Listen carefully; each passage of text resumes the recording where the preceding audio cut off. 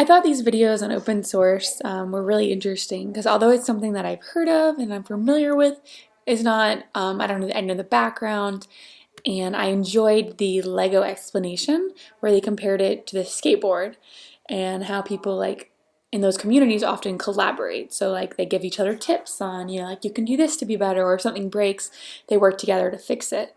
I thought that was a good comparison. So I was also thinking through like the advantages and the disadvantages of open source because in a lot of ways it's a great thing because people can have free software they otherwise couldn't have. They can also change it and manipulate it, and it has a lot of flexibility to it, so they can use it for their purposes, change the code a little bit. They have access to that code, which when you just download software or buy it, you don't have that power. So that's really important, the flexibility. You can also do real-time modifications. You don't have to wait for the next software update to come out. You can change it yourself when you find a quirk in it. On that same note, it's normally like pretty reliable because there's so many eyes looking at it and there's so many people changing it.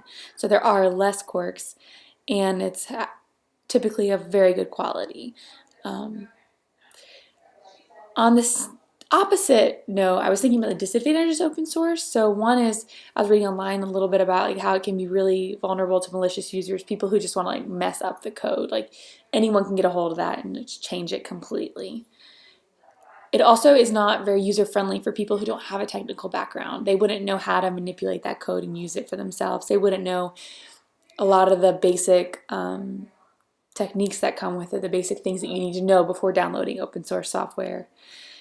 And there's no support that comes with it. When you buy from a larger company, you get that support you can call if something goes wrong. You get all those updates. But with open source, you have to troubleshoot it yourself and figure it out for yourself. Another thing is, if everything was open source and there was no cost, everyone's just collaborative, then a lot of jobs would be lost. And I was thinking about that because I don't know whether that was like a positive or negative or what, but it's just something to consider that there's a lot of people employed in this industry. And so if we switched it over, where would people find their job? Maybe it would switch over from like support of open source rather than like Red Hat does.